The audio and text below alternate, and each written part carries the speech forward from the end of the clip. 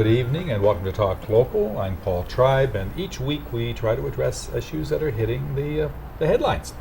Now, ADHD is a term I know you've heard. That's attention deficit hyperactivity disorder, and it is often misunderstood. From diagnosis to testing to ADHD treatments, many people are quite confused about, first of all, what it means, the information that they get, and much of this misinformation that you'll see about ADHD. Now, tonight we hope to help you understand, and I certainly am hoping to understand better, the options that are available for helping our children and others to navigate through the system and to find a great result at the end.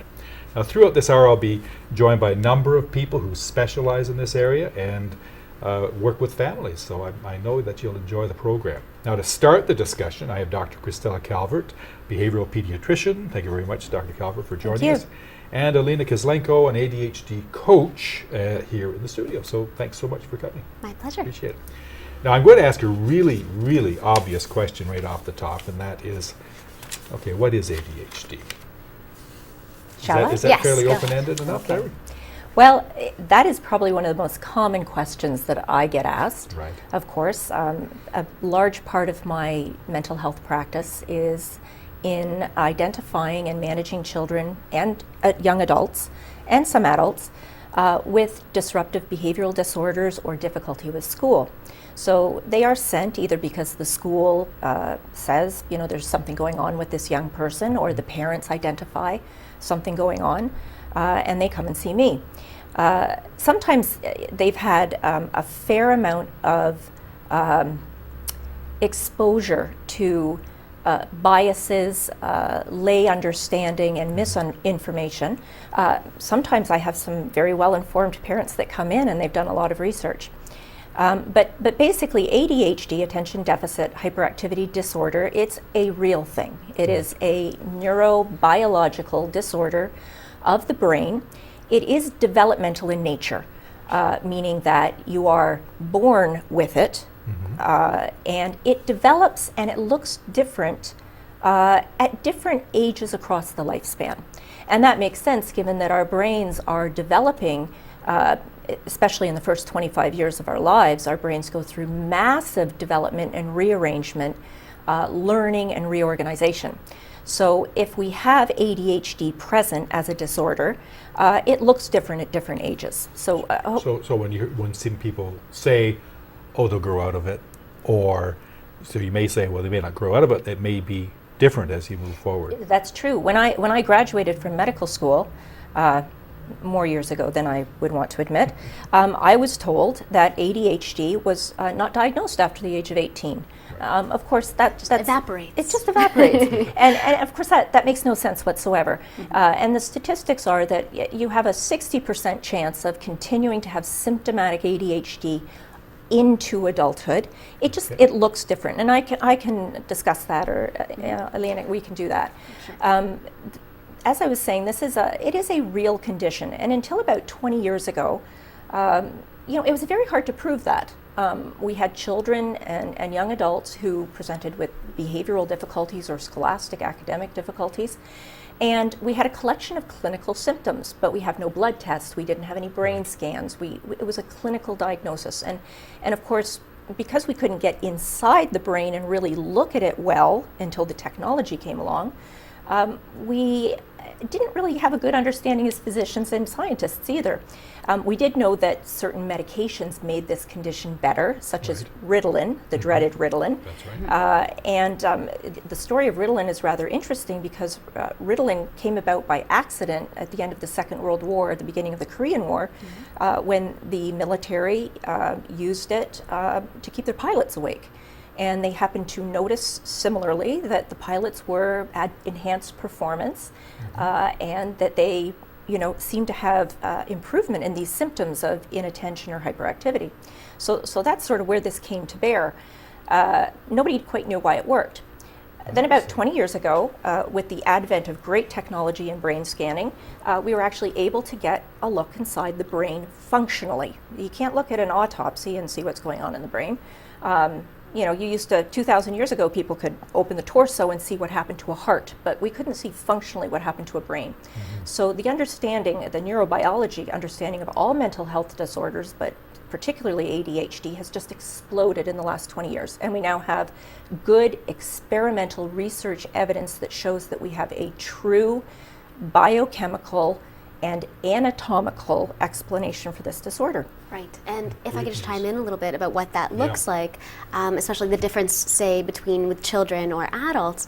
I know with children it looks more, especially in males, more hyperactive, more, the kid might be disruptive or just daydreaming, forgetting things. And as we move into adulthood, it goes much more into the inattentive type. It usually morphs from hyperactive and moves a bit more inattentive, where now we're having issues organizing, our work, our school. It's usually around university. People get really overwhelmed. They're managing themselves. So it becomes quite a different disorder over time. Now you referenced males. If you're saying, is it more prevalent in young males? Definitely. It's definitely diagnosed more often in young males. It's much easier to kind of see quickly. Teachers are seeing it. They're like, oh, this male is disruptive, let's fix this.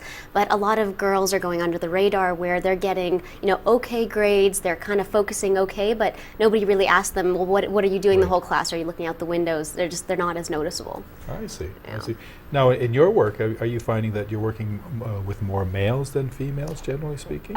No, I actually find that the incidence, exactly as you described, is that you see young, disruptive little boys, but I also see young, disruptive little girls.